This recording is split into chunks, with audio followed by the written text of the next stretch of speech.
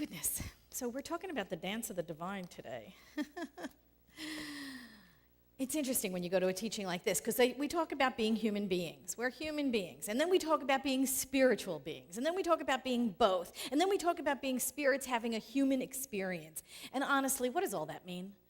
Really, what are we talking about when we say that? We live in a world that is populated by this illusion of duality. So we kind of just go along with it. We're human and divine. We're both and I don't know about you, but sometimes it just messes with my head. It just does. Not the mind of God, but my own little personal individualization, my little own, personal computer. the place in divine mind where I have personalized my mind, it messes with that, It's like, what does it mean to even be human and divine? What does it mean to be human and spiritual? What does it even mean to be human? Whether or not we're spiritual. The fact, I love that. The fact is, only 1 in 10 cells in your body is human. Okay? Oh, yay, yes, it's true. Only 1 in 10 cells in your body is human, which means 9 out of 10 cells in our bodies are something other than human. So then I have to ask you, how is it we even call ourselves human? Think about it. We are simply beings. We are beings. We are, in fact, more than that. We are the microcosm of the universe. We are individual planets, planetary systems. We support life, other life. We are the microcosm of the macrocosm. We are reflecting the universe. Each one of our bodies is reflecting the universe because we are made up of all of these different life forms, So this dance of the divine, really, this is what we carry around inside of us. We are all of that. When we look out at the vast universe and we see all those planets and galaxies and solar systems, this is exactly what our bodies are. Planets and stars and solar systems within us. And it is our job all the time to remember just who we are, to remember the enormity of who we are and what we are. And we forget, and then we have to remember, and then we forget, and then we have to remember, and then we forget, and we have to remember, and we do it over and over and over and over again. We are beings. We are beings. And we are experiencing life in its fullness, the highs and the lows and everything in between. And it is all geared, all of it is geared for us to awaken to our true nature. For us to awaken to our true nature, to remember who we are, to remember how great and how vast we are. This is the dance of the divine. Pema Chodron said, everything that shows up in our life is a vehicle for our awakening. Everything. From this point of view, awakening is at your fingertips continuously. There is not a drop of rain or a pile of dog poop that appears in your life that is not a manifestation of enlightened energy. That is not a doorway to the sacred world. It's up to you whether your life is a life of neurosis or a life of sanity. It is our job to use everything as an opportunity to grow, everything as an opportunity to remind ourselves, everything as an invitation to awaken to the truth of who we are. It's funny because we sit around and we judge so much. It's like second nature. We're always judging, And when we're offended by someone else's behavior or someone else's language or someone else's decision on how they're going to live their life, all that is doing is pointing to the place in us that's not healed. That's all it is. It's a call to awakening. Just because you're offended doesn't mean it's offensive. Think about it. Whenever we become upset by someone else's behavior, someone else's whatever, instead of saying, how dare you, or you're being inappropriate, or that was wrong of you. You shouldn't be doing that. The question must be, why is that lighting me up? What is it inside of me that got so disturbed by that? Where do I need to heal a false belief within me that so disturbed me? What do I need to address in order to heal the false perception within myself? Take, for example, two people are dating, right? Two people are dating, so one of them says something about cheating or being cheated on, and the other one, boy, gets right lit up, just amazingly lit up. What does that mean? What are they saying? What do you think that means? Why would he say that? Why would he or she say that? What are they saying? What do I think that they're saying? What does it all mean? Oh my God, am I going to get hurt again? There it is. It all comes from our past. So now we're judging what that other person said based on some past behavior that we've experienced.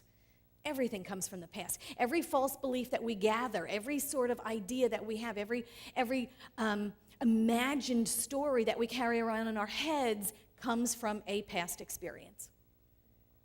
So instead of trying to figure out what the other person meant, it's our job to figure out why we're so lit up about it. Why does that false belief, why is it there? And how do we heal it? What does it mean? What does it mean? What does it mean? It doesn't mean anything. What someone else says has no meaning other than the meaning we give to it. Because we make up the story in our heads. Oh, it means this, it means that. Oh, this is not good. I can see where this is going. That's all story. It is all story we're making up in our heads anyway. So the question instead becomes, how can I use this to heal that thing in me? How can I use this as an opportunity to heal that judgment, that false belief, that expectation that I'm carrying around inside of me? Because that upset, that's pointing to where the healing needs to happen within us. Within us.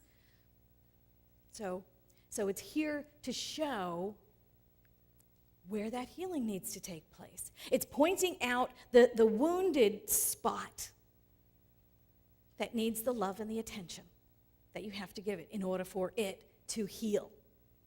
That false belief that person is clinging to, right? So the men that they attract into their life are always going to be cheaters. Why? Because it's not healed. So the expectation is all men are cheaters.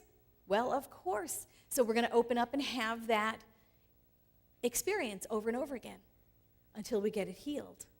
When I get it that I'm safe and I'm loved and I'm guided and I'm guarded and I'm protected by a loving spirit who walks before me and through me and as me through life, my experience of men would change. It's just that way. This is the dance of the divine.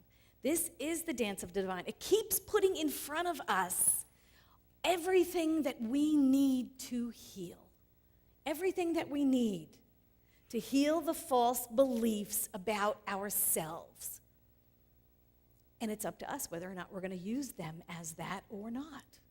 It's up to us.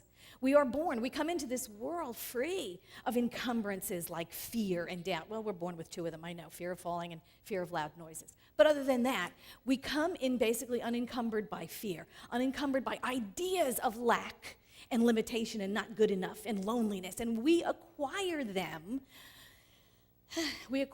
from the loving people that are surrounding us and that are guiding us through growing up. And they're trying to protect us from a world that they believe might be a scary place or a fearful place, or they're trying to protect us from being hurt. But we take on those false ideas. Our dance with the divine is our invitation to awake from the slumber that these false ideas have given us. The dance of the divine is to awaken. It is always a call to awaken. It is always pointing us to where the healing needs to happen. Ernest Holmes said this. He said, claim no form or race suggestion or belief in limitation, subjective idea of limitation, no thought of karma or fatalism or theology or hell, horoscope, or any other false belief has power. Accept none of them. If you have ever believed in them, if you have ever believed that the stars govern you or that your environment governs you, recognize this as an hypnotic condition into which you have fallen, and deny every one of them until there is no longer anything in you that believes them. That is some powerful stuff. There's nothing but God. We stand up here and we say it every week. There's nothing but God. Our dance with the divine is just that. It is the process of awakening to our true nature, to what has been true all along. That spirit has placed itself undifferentiated within us, within our physical bodies, and has placed it there itself with all of the qualities of spirit. You know, like I don't know who it was, Rumi maybe said, you know, we're not the entire ocean, but we are the entire ocean in a drop. That is the truth of who we are. We have all the qualities of God within us, all of the qualities of God. We're not all of God. Naturally, God is way more vast than that. But we have all the qualities of God within us. We are that drop of the ocean. And so our dance with the divine is that process of awakening to that true nature, to what has been true. We are beings of light, right? We are beings of light, and we have within us all the qualities of God all along. And we must awaken to that. We must awaken to that. That is our path. That is the spiritual path, to continue to awaken to our true nature, to continue to struggle, maybe it's a struggle, with the idea of fear, the illusion of separation, the illusion of lack and limitation, to continue to question those false beliefs until we reconcile them in our mind that they are false beliefs. And we can release them. We can let them go, because our true nature is light. We are beings of light. I love the way all of any of the faith traditions, you know, they all talk about light. They all use the candle flame. They always go back to that idea of us being light. And so for me, it was very interesting when we talk about, you know, quantum physics and all that stuff, and how the scientific community is coming around to the truth of we are light, that we are light. In 1970, what's his name? Fritz, let me get it right. Fritz Albert Popp was a physicist, and he discovered that there are photons of light within our bodies. I mean, actual photons of light. You know, we eat greens, we eat herbs and things, and we take in photons of light, and there are actual photons of light within us. So they did experiments where they put people in like solid lead rooms where there was absolutely zero light in them, and they measured the photons of light coming off human beings, coming out of us. So we radiate this light. It's amazing. And the interesting part about all of his work was that he discovered what's called photo repair. That not only are we beings of light, but that light actually repairs cells in our bodies. And if left on their own, they continue to repair cells in our bodies. When we come across carcinogenic chemicals, those carcinogenic chemicals recombine the wavelength of light, and they create a situation where we are unable to repair ourselves. And that's what makes carcinogenic chemicals carcinogenic. They scramble the UV light, and they create it at a different wavelength so we can no longer repair ourselves. So the light within us, that is our true nature. That is who we are. That power and that presence of the divine, I mean, they're discovering literally we are that. We are beings of light. And it's only when we drop the pretense of our humanness and we let go of the illusion that we're weak or we're lonely or we have an inability to rise above our situation and to embrace something else, it's only when we stop that can we live freely and fully in the present moment as who we are. Beings of light, that's amazing. Having all the qualities of God, that is powerful. We are powerful beyond measure, right? Isn't that what Marianne Williamson said? We are powerful beyond measure. It's true, it's physically true, it's spiritually true. This is who we are. So I was rereading this book this past week because I was having the week from hell. Did you ever have one of those? Okay, so I had wandered off into my own little private section of hell this past week, but it was okay because they know me there. I visit sometimes. I just notice I'm not taking a big valise anymore, but I'm just taking a little overnight bag now. I don't stay as long, but I do visit often. But the thing was, I wandered off there because I forgot who I was. I wandered off into hell because I forgot my own divinity. I was isolated and apart from God, or I thought I was. You know how you think you are? God is everywhere, God is everything. We say that. But somehow we toddle off and we think, oh, this own little private place right here, there's no God here. And it's not true, but it's how we feel. And that's how it was. I was alone. I was suffering from my inability to know my own divinity. I was dancing with the human instead of dancing with the divine. A friend said it like this: it's like driving down the road of life and pushing spirit out of the car and leaving it wounded, on the side of the road to deal with it itself. Because I had my own agenda. Because I was going to do it myself. I was going to make things happen. I had an agenda I needed to follow. I had the idea that I needed to implement. I had a way of thinking and a way of getting things done, and I knew what I had to do, and I had to make something happen. And there is spirit all along, by the side of the road, sitting there calling, sitting there inviting, sitting there just being spirit, And we have to awaken to that, not my will, but thy will is done, is a surrender to a greater idea of who we are. So if I could just get my humanness out of the way for a second, I could invite spirit back into the car. Let's do this thing together. And that's exactly what happened, So after 3 days of, crying and thinking I was all alone and having just a, total feeling of separation, I woke up. You wake up and you go, I've got to do something about this. Grab a book, grab a teaching, grab the phone, call your practitioner. Who has a practitioner on retainer here? You have a practitioner on retainer, right? This is what you need. If you don't have a practitioner on retainer, look, back here, right here. Thank you. All of these guys are practitioners. Call one, set it up, say, you know what, I need to have you on retainer. I need to call you once a month, whether I need it or not, even if everything is going well.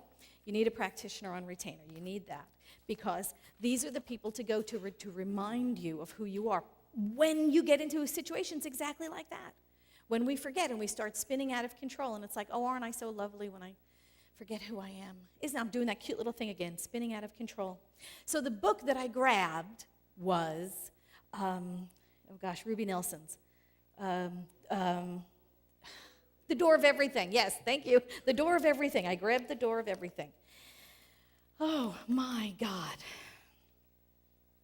On page 18, it says, when thought combines with feeling, activity is set in motion. That's pure science of mind. When thought combines with feeling, activity is set in motion. Things are brought about. The more intense the feeling, the greater the active force. Okay, so when I'm in fear, I'm giving all of that energy to my fears.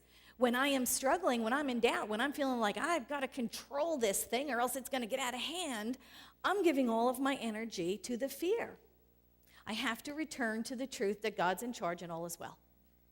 I have to awaken, I have to remember God is in charge and all is well. So in the book, Door of Everything, Ruby Nelson writes about these ascension attitudes, she calls them. These states, these feelings that we get into so that we can get back in touch with that inner divinity. And she says this, she says, love, praise, and gratitude, arising from your heart center in silent expectancy, are the three ascension attitudes. Love, praise, and gratitude. These focused attitudes of mind that exalt your feelings toward the Christ consciousness level. Those three ascension attitudes. So instead of seeing the challenge, seeing the problem, seeing what we have to fix all the time, trying to overcome things, we immerse ourselves instead in these three ascension attitudes that she calls. We love, we praise, we express gratitude for our life, exactly the way it is, in spite of the condition, in spite of what it looks like, right here and now. Nothing has changed, but we immerse ourselves in those three ascension attitudes. We turn away from the challenge. We turn away from the condition. This is part of the dance of the divine. We remember who we are. We are love. We are gratitude. We are praise. We are that. We remember who we are. Emma Curtis Hopkins, this is what her teaching was about. Turn away from the challenge. Don't look at what needs to be fixed. The more we dwell in the problem, the more problem we grow. Emmett Fox said the same thing. Joel Goldsmith said the same thing. Jesus in the Bible said the same thing. Get thee behind me, Satan. Satan is the false belief. That's all. It represents the false belief that we're something less than who we truly are. So it is turn away from the problem and just immerse ourselves in love, praise, and gratitude. This is a practical spirituality. We always say it, right? Every week. It's up there. I know. I see it on the big screen every week. We transform lives through practical spirituality. This is a practical practice.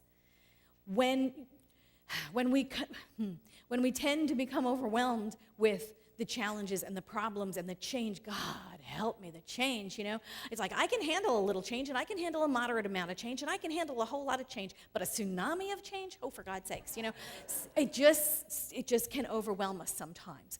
So what do? We go to prayer. We get the book that helps. We remind ourselves who we are. We call our practitioner or life coach, whoever. We get the support we need. In the book, again, Ruby Nelson said, contrary to belief, prayer is not the words you hastily repeat under conditions of stress when God is suddenly remembered by our surface mind. Prayer is the intense, predominant attitude which our mind and feelings have indulged about the thing that is important to us. So listen to that. It's not that quick, hasty, oh God, help me. You remember me, don't you? It's not that thing that we recite by rote. It is our predominant mind and feelings that we have indulged about the thing. If we pray quick, without much feeling except desperation, then we return to those attitudes immediately after the prayer is said, immediately after the amen, we go back to those feelings of desperation. What then becomes our prayer? What becomes our prayer? It is that cry of desperation. It is that predominant feeling. What would drop into the one mind for manifestation, for the law to go immediately work on to our picture, but our predominant attitude? Not the quickie prayer that we say out of desperation or out of rote, but the predominant thought and feeling we return to over and over and over again is what is going to outpicture. So those ascension attitudes, love, praise, and gratitude, those are the attitudes of transformation. Those are the things that change our life. They transform our life from that human struggle, like Ruby Nelson says, from the surface mind. They bring us deeper or higher. I don't know. I guess it's the same thing. They bring us deeper within to the core, to who we are, who we truly are. First ascension attitude, love. God is love. That's easy, right? God is love. We got to figure that out. God is love. Okay, love thy neighbor. No longer thinking of ourselves as separate and apart from everybody else, even the people we don't get along with. Some are brilliant, some are dull, some are ugly, some are beautiful, some don't believe what we believe, some condemn us. Who cares? Love thy neighbor. All of humanity is our neighbor. Where does it end? It doesn't end. All of life is our neighbor. All living things, all living beings. trees and grass included, everything. Love, love, love. We must take all of humanity into our hearts. We have to see all life as some part of the life of God. It's all God. We say that every week. It's all God. It is. The second ascension attitude, praise. Praise, knowing that all things come from God. Whatever they are, whatever they look like. How can we touch a plant? How can we cut a tomato? How can we see an ant crawl on the ground and not know it's God? All of it is God. All of it is good. So all of it is a manifestation of the divine. All of life is a manifestation. So how can we not praise all of it? How can we even walk upon the earth without realizing that the ground we walk on is sacred ground? The physical universe is the body of God. It is the natural and logical outpicturing of a sentient being who is aware of itself. It's the body of God. This is the attitude of praise. Oh my God, all things are God. All things are God. How wonderful is that? Knowing that everything flows from the divine into form all the time. The third ascension attitude, gratitude. Gratitude. The vibration of gratitude, this is what she writes in her book, the vibration of gratitude is such a mighty creative force that it alone, if indulged continuously, will lift us free. Will lift us free. Just gratitude alone.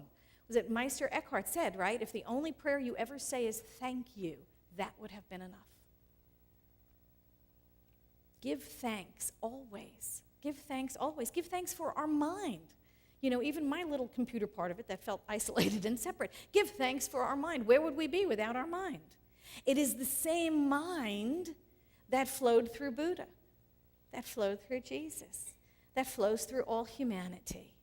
It's the same mind. So give thanks for that. Give thanks for our senses. We can feel and hear and touch and see. We can walk.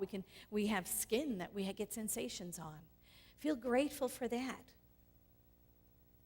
Give thanks for the tens of thousands of things that cross your path every day. Every day, we experience tens of thousands of sensations. Be grateful for that. And again, from the book, signs of our inner heavenly kingdom do not precede our comprehension of truth. They follow it. Signs do not precede our faith. They also follow it. Which means what Lloyd Tupper and Reverend Marcia Sutton said, that the consciousness of the thing always precedes its manifestation.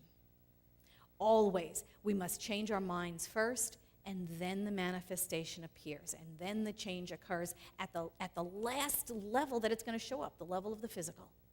So we change our minds first, and then that follows. We practice these ascension attitudes every single day, and we replace worry and frustration with the glad song of the heart.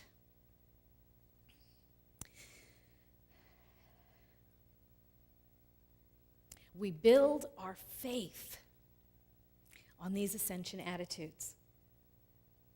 Ruby Nelson said, "We have used faith many, many times. We have used faith in trouble to bring upon us the things we fear.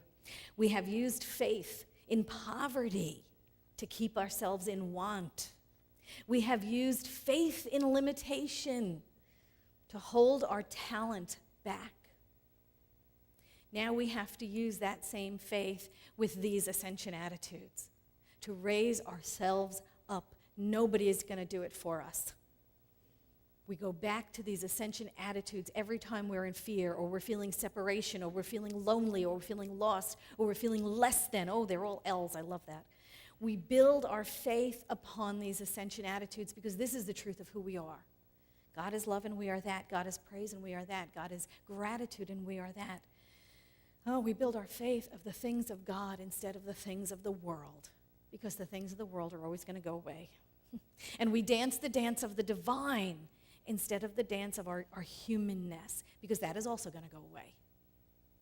But the eternal part of us doesn't ever go. The eternal part is eternal. We dance the dance of the divine with wild abandon and with freedom. And we put down the struggle and we put down the effort in the pursuit of peace. Peace. And we invite it in.